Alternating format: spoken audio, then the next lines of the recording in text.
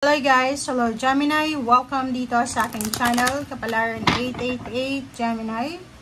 Alamin natin kung anong messages, vibration, gabay energy para sa lahat ng Gemini. Ito ay general reading, so pwede kang makaresonate Gemini. I hope na makaresonate ka talaga dito. Okay? Okay. Gemini, timeless reading para sa lahat ng Gemini. Okay. Goddess of the Moon. It's the Moon card. Number 52-7. Mayroon ka bang hinihintay, Gemini? Comment down below para sa lahat ng Gemini if ever man may hinihintay kayo. Kasi the Moon is water sign energy eh. So, emotional to. Pwedeng relationship, decision, or ano pa man. Nakikita ko sa'yo dito, meron kang konting fear, takot. Meron konting panghihinayang, pag-aalala. Sinasabi ng Goddess of the Moon na kailangan mong gamitin yung energy mo ngayon para maging strong, courageous, brave, and at the same time, kung may hinihintay ka, let go, let it flow. Huwag kang masyadong nakafocus din sa paghihintay mo. Yun nga yung sinasabi sa'yo na if ginawa mo na yung best mo, sa kahit anong hinihintay mo yan, result, outcome, kung alam mo na ginawa mo yung best mo, and hindi mo naman kontrolado yung result, hayaan mo na lang. Okay? Kung talagang para sa'yo, para sa'yo. Kung hindi para sa'yo, hindi para sa'yo. Parang ganon. Okay. Gemini.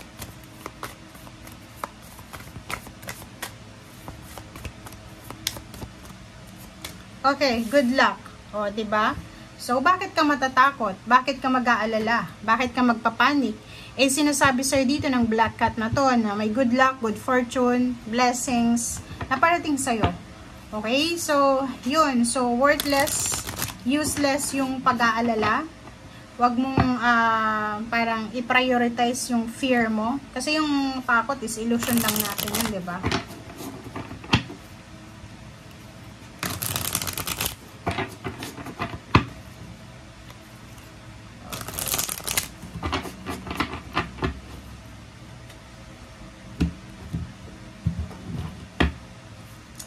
Okay, Gemini.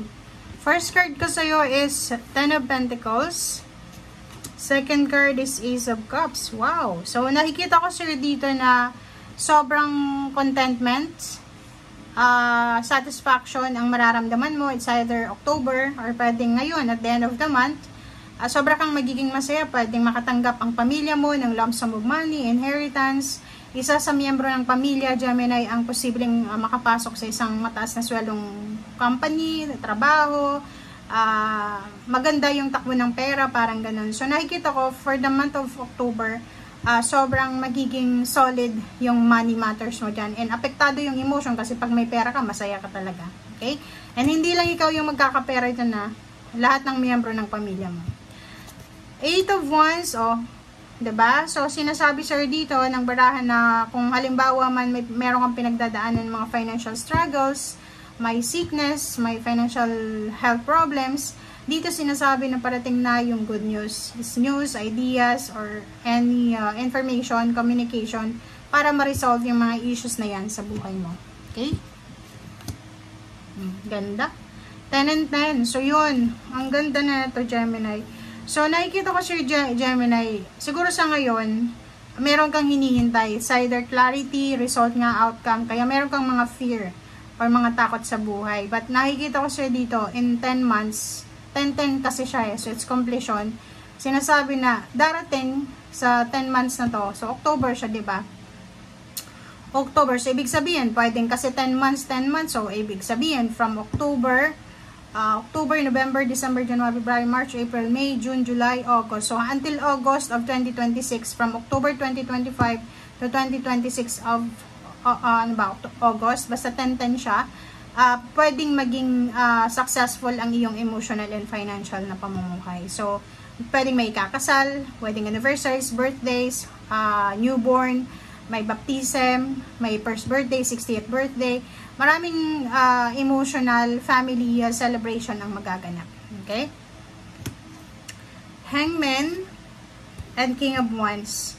Nakikita ko siguro sa ngayon, pwedeng yung iba, marami sa inyo yung nawala ng trabaho, pwedeng nahang yung trabaho nyo eh, diba? Yung mga nahang ditong trabaho is pwedeng makarelate yung mga Gemini na nabawasan yung duties and responsibilities mo sa trabaho, sa company, or pwedeng yung iba, nawala yung overtime, syempre, mababawasan ka din ng sweldo, kasi wala na yung overtime.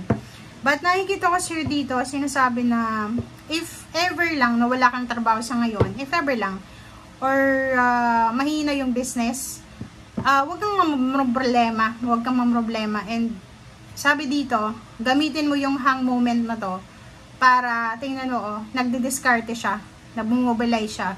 So, ibig sabihin, habang nagpapahinga ka, dahil walang trabaho, walang project, gamitin mo daw yan sa pagpaplano. Magplano ka, mag-aral ka online, parang i-review mo yung mga nalalaman mo, parang ganun, mag-aral ka ng skills, diba? Sinasabi dyan na huwag kang parang mawawala ng pag-asa, okay? Kasi ang ending mo dito is number 17 is 8, the star is 8 strength, so it's 88, infinite abundance. So, ibig sabihin, ano man itong inaalala mo, useless yan, worthless, kasi hindi naman yan yung endings mo. Ang endings mo, makakamit mo yung financial and emotional dreams and hopes mo and pangarap mo sa buhay, and physical, mental, financial, psychological, lalo sa financial, nakikita ko sir dito na magiging strong yung foundation mo, magiging secured ka. Okay? Ang ganda ng mga cards nyo.